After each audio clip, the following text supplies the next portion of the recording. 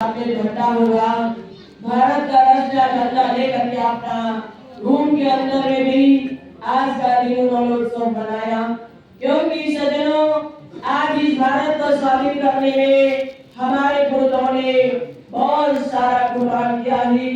कई सज्जनों ने कई नारियों का श्रीमान का प्राण उजड़ गया, कई माता का गोद उजड़ गया, कई बालक ने जो अनाथ हो गए और इस धरती को स्वाधीन करने के लिए सज्जनों देखो, जब उस रेल को हम देखते हैं तो हम हाथ का सीना फट के आता है। ऐसी जो किया ऐसा कष्ट किया है, जिन्होंने आज अंग्रेज के साथ में लड़ करके आजाद हुआ है देश को। आज इस देश को आजाद बनाने में भगत सिंह आजाद को और जो जेल में बैठना पड़ा और जो पंडित थे उनको जेल में बैठने पड़ी और सुखदेव को जेल में बैठना पड़ा और जेल के अंदर में उन्होंने ऐसा शपथ ग्रहण किया, उन्होंने पानी तक नहीं किया। तो देखो उस तरह से और इन्होंने अपना भारत देश को आजाद करने में जब उस समय फांसी पर लटकाया गया भगत सिंह आजाद को उस समय वादा किया कि तुम्हारा यह जो और तुम्हारा इच्छा क्या है, उन्होंने अपना मार बेटों को मांगा। तो सज्जनों देखो उस समय में अपने माँ ने अपने बेटों को उस तरह से फांसी पर गया हुआ, क्या उसका दिल कैसा हुआ होगा, उन माँ ने अपना दिल को कैसा बिताया होगा और उनका पत्नी ने उसका पुत्र ने क्या तो संघर्ष उन्होंने अपने जीवन में झेला होगा। उस तरह से आज ये भारत का देश आजाद हुआ है, क्योंकि हम इस भारत में रह रहे हैं, हम भारत का सपूत है, हमारे पास है आन है बान है शान है। आज हम सभी का धनी बना हुआ है और हम सज्जनों क्योंकि गुरु महाराज का कृपा आज हम आपके पकड़े हुआ है और ये हमें गौर करना चाहिए, गर्व करना चाहिए, क्योंकि आज हम इस भारत देश में हमारे संपूर्ण महापुरुष का राज्य है। देखो रामकृष्ण और बुद्धा सभी ने इस भारत देश में जन्म लिया, इसके लिए लिया हम आपके लिया और हम आपके कल्याण के लिया। बड़े संतों से भरा हुआ हमारा भारत देश है, महापुरुष से भरा हुआ हमारा देश है, जो कि आज संसार में कोई ऐसा देश नहीं है जाके हर युग में महापुरुष का उद्धार हुआ हो, महापुरुष का जन्म हुआ हो। लेकिन भारत देश ऐसा देश है महापुरुष का बार-बार जन्म हुआ और बार-बार इस धरती में खाली नहीं रहा। जब भी हर युग में और महापुरुष से भरा हुआ धरती माता ने हर समय बड़े-बड़े और सूरवीर को जन्म दिया है, उन्होंने आपको अपना गोदी भर दिया है। तो सज्जनों हम आपको उसी तरह से आज ये धरती माता के गोदी पर हम रह रहे हैं और हम याद करके अपने प्रभु का चिंतन करने का और भक्ति करने का सुअवसर प्राप्त हुआ है। तो इसीलिए सज्जनों हम आपके जीवन में आन बान शान से हम संपूर्ण है, लेकिन हमें बाकी रह गया एक मात्र हमारा जीवन में लगन अपने प्रभु के प्रति लगाना और ये जीवन को ऐसा अनमोल जो मिला हुआ है। आज हमें सद्गुरु के दरबार में जुड़े हुए हैं, गुरु महाराज के दरबार में जुड़ने के बाद हम देखो धन्यवाद बने हुए हैं। हमारे पास में मालामाल है, हम मालामाल धनी है, क्योंकि जो धन लेकर के हम ला रहे थे हमें पता नहीं था, वो धन को हम अपने जीवन में तो आज हमारा प्राण भी धन सबसे बड़ा धन था, हम आपको पता नहीं था, लेकिन गुरु महाराज का सानिध्य प्राप्त होने के बाद हम आपको पता चला मेरा जीवन का सबसे बड़ा धन क्या है, हमारा प्राण है। आत्मा सबसे बड़ा धन है, वो है तो संसार है, वो ना है तो संसार नहीं रहेगा। तो हम मालामाल है। गरीब कहता है कि भाई ये धन हो, ये कोई धनवान है, क्योंकि उससे प्राण पे धन छुपा हुआ है। तो संसार में कमाता है, खाता है, अपना जीवन यापन करता है। तो हम आप सज्जनों संसार का धन से तो हम चाहे जितना भी भरपूर रहे वो तो साथ में जाने वाला नहीं है, क्योंकि भक्ति का कमाई होता है तो कमाई हमारा साथ रहता है। वीरानी अपने जीवन में देखो क्यों ज्यादा यही कहती है वीरान कि भगवान से मेरा संबंध है, भगवान ही मेरा सबसे बड़े है, भगवान छोड़ करके कृष्ण छोड़ करके और कोई नहीं है। उस समय वीरा कहती है क्योंकि संसार में हरेक में तो और संसार में देखती नहीं हो, ये भी प्रभु को मैं देखती हूँ, क्योंकि सबका गया प्रदेश रस से लिख लिख भेजे बाकी मेरे प्यार मेरे हृदय में कहो आती न जाते। तो भगवान कृष्ण के लिए और वो मीरा यही कहती है सबके प्रिया सबके पति बाहर बैठते हैं पत्र व्यवहार करती है लेकिन मेरे पति तो मेरे हृदय में है। मैं प्राण पति के साथ में मेरा बंध जुड़ा हुआ है। मैं तो भगवान कृष्ण के वो नाम को जाप करते हो ना कहूँ आती है और ना कहूँ जाते हैं। तो निरंतर हमारे अंदर में रहते हैं ऐसी शक्ति को मैं और जो मेरे जीवन में इतने बड़ी में खजाना प्राप्त हुआ है दौलत प्राप्त हुआ है। तो सज्जनों देखो आज ये संसार में हमारा जीवन मिला हम आपको धन्य समझना चाहिए हमें गौरव करना चाहिए। इस घड़ी में हमें गुरु महाराज को प्राप्त हुआ है। देखो एक दिन जब ये गुरु महाराज का दरबार और 1980 में जब हम इस दरबार में प्रवेश हुआ उस समय और महाराज का शादी नहीं हुई थी क्योंकि शादी तो और एक 81 में शादी हुआ है। जब देखो उस समय बहुत सारे प्रेमी थे। आज कल का दशा क्या था आज का दशा क्या है सज्जनों वो स्थिति क्या था जो स्थिति में अपन साल के बाद भी गुरु महाराज का दर्शन करना मुश्किल था। तो देखो जब हम अपने जीवन में ये गुरु महाराज जी श्री माता जी और एक देव प्रेमी के साथ में बात करते हुए हमने सुना। तो माता जी ने पूछा श्री माता जी ने पूछा अरे भाई लोग तो और पिछला बार भी प्रोग्राम में आया अभी भी प्रोग्राम में आ रहे हो हर प्रोग्राम में शामिल होते हो कैसे खर्चा वहन करते हो। उस समय उन्होंने कहा अरे माता जी जब हमारे पास उस समय तो बहुत लेट से आते थे साल 2 साल में हम हरिद्वार दिल्ली का प्रोग्राम होता था लेकिन आज इसलिए आसान हुआ है क्योंकि उस समय महाराज जी अकेले थे। अब अभी तो जो हमारे घर में हमारे दरबार में लक्ष्मी आ गई है। लक्ष्मी आने के बाद हर घर में लक्ष्मी ने जुड़ना शुरू किया है। हर के घर में लक्ष्मी बात करती है। सदगुण सदन देखा जाए जिस दिन हमारे गुरु महाराज जी ने अपना और अमृता माता जी को उस महल में प्रवेश करवाया उस दिन से हमारे प्रेमियों को और गतिविधियां बदल गई। उस दिन से हमारे प्रेमियों का स्थिति बदल गया। हर एक प्रेमी आज और जो आन बान शान से भरा हुआ है कोई चीज का कमी नहीं है। सज्जनों एक दिन ऐसा था ऐसे ही बगान में हम प्रचार किया श्री गुरु ने एक पीड़ा का हमने सिरानी लगाया और जो हम बोली का बिस्तर बिछा करके सोया। लेकिन आज गए आज जाने के बाद हम अभी भी 2 साल बैठ के आए 2.5 साल बैठ करके आए तो देखो उनके घर में कल्ला पड़ा हुआ है उनके घर में एसी लगा हुआ है। उन्होंने हाथ जोड़ करके कहते मेरे को कहते भाई जी मैंने ये कल्पना भी नहीं किया था उस समय मैंने आपको बोली पर सुनाया और मैंने नमक और भात रोटी खिलाया और मैं पिया का सिलाना आपको दिया था। लेकिन आज भी आपका सिर में चोट होगा दर्द होता होगा मेरे घर में मैंने जमीन पर आपको सुलाया बोरी बिछा के सुलाया और जो पीड़ा का तकिया दिया था। तो आज मैं ये नहीं सोच पा रही हूँ आज गुरु महाराज जी ने हमको यहाँ से यहाँ पहुँचा दिया। भाई जी आज सब कुछ भरपूर है ये मालिक का कृपा है गुरु महाराज का दया है। भाई जी आज हमारे घर में गाड़ी से भरा हुआ है और एक बेटाओं के पास में बाइक चलती है और हमारे बच्चे कोई भी पास से नहीं चलते सब सवारी लेके चलते हैं। तो ये गुरु महाराज जी का दया है। भाई जी एक हाथ को अपने आसपास से आंसू गिराती है। सज्जनों देखो आज जब गुरु महाराज जी के दरबार संपूर्ण दरबार कहा जाता है इनको और पूर्ण दरबार कहा जाता है। ये पूर्ण दरबार में हम प्रवेश किया है। इस दरबार से जुड़ने के बाद सज्जनों कोई भी संसार में मन की कमजोरी नहीं होनी चाहिए।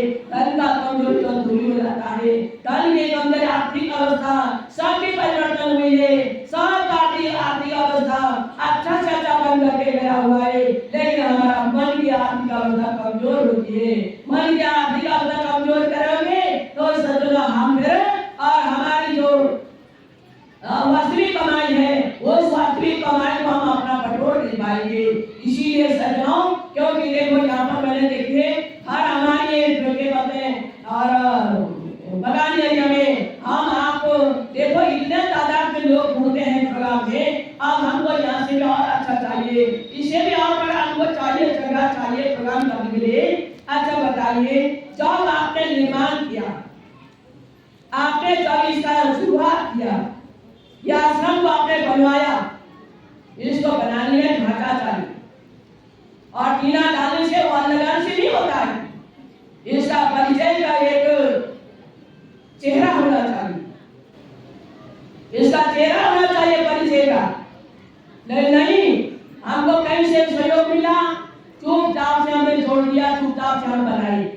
आज चाहिए बंगाल में विदाई बहुत देते, आज विदाई का दिया हुआ में वो अपना मनमर्जी नहीं करते, उससे इंजीनियर आते हैं, नक्शा बनाते हैं, तब जाकर वो बनता है। चाहिए तो कितना अच्छा चकाचौंध बना के रखा है, लेकिन हमारी देख लीजिए, आप देख लीजिएगा और ये बेकार में काम के रखा है।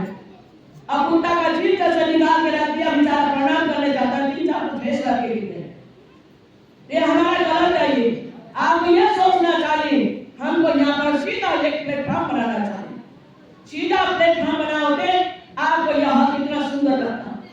अब आपको यह प्लेटफॉर्म बनाना पड़ेगा, यह सीधा स्टेज का ढांचा निकालना पड़ेगा, प्लेटफॉर्म बना करके सीधा, और ऊपर में संत महात्मा बैठेंगे और स्टेज रहेगा जहाँ 3 कुर्सी लग सके। तो इस तरह से हमें बनाना होगा, केवल मन मर्जी से नहीं होगा। आपने पीछे का जगह छोड़ रखा है, क्या उसमें बंद करने का जरूरत था? और पब्लिक खाना खाने जा रहे तो 2 फीट का जगह से जा रहे हो, से आ रहे हो, उसका कम हो गया। वो नजर वो दिमाग नहीं था, उसका दिमाग बनाना चाहिए, हमारे पास जो पब्लिक होगी।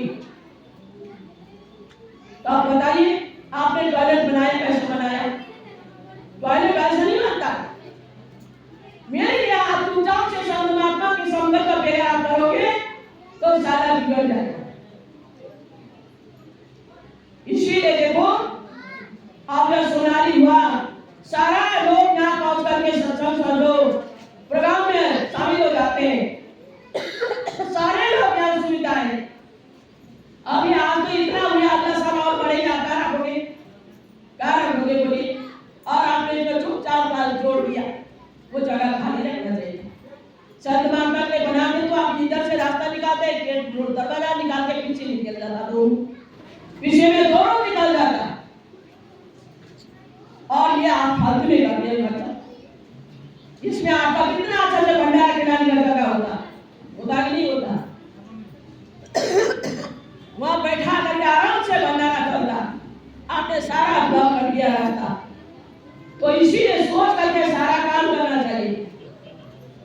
हमें कैसे एलपी लिया और उसको आप मन मर्जी अपना खर्चा करेंगे, मन मर्जी से बनाएंगे। आज बताइए, इतना पार्टी के बीच में कम लग रहा है, आपका फेर भी कम है। अब एक साइड का गुड़ा आ रहा है, इसमें गुड़ा रखा, दोनों साइड से हवा होता है, कवर करना, बताइए उधर ब्लॉक कर दिया, और उधर भी पीछे में रास्ता लग गया, यदि रूम में निकाला तो यहाँ से दरवाजा निकाल कर रूम निकालना चाहिए, और आप बीच में दरवाजा रख दिया।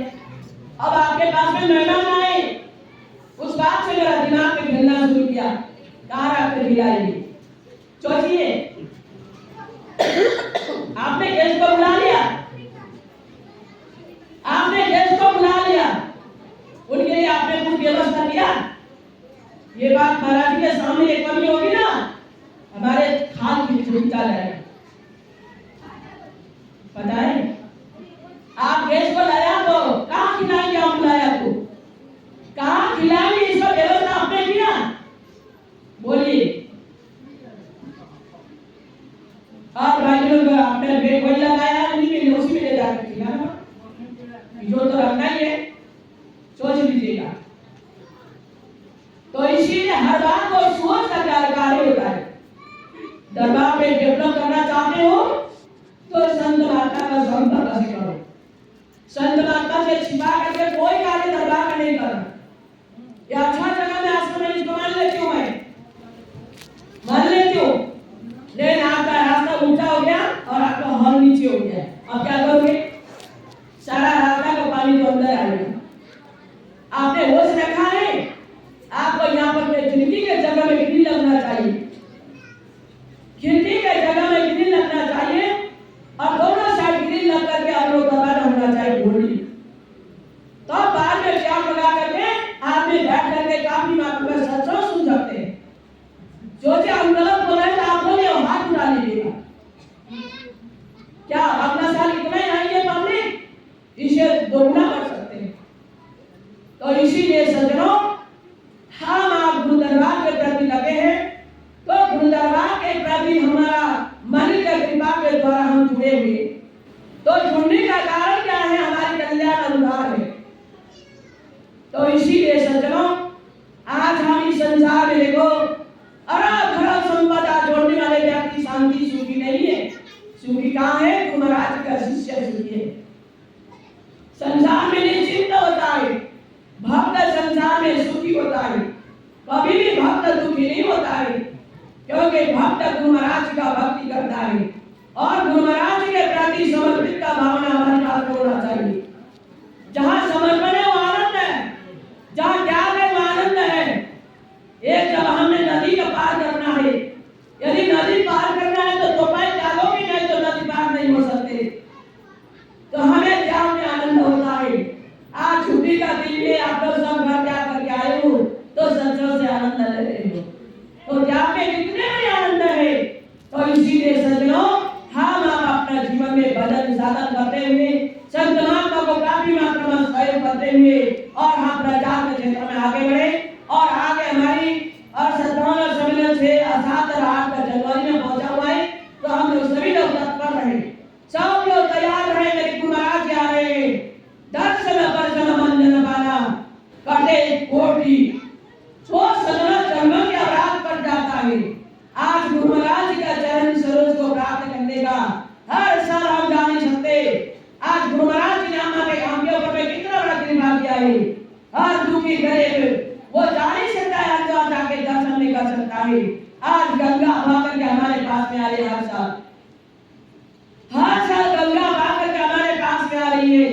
ऐसा आनंददायी समय दे रहे हैं और इसमें भी हम अपना जीवन में भजन भक्ति जो साधना नहीं करेंगे तो हम कहाँ जाएंगे फिर? हम तो जो मारा बनना है गुरु महाराज ने।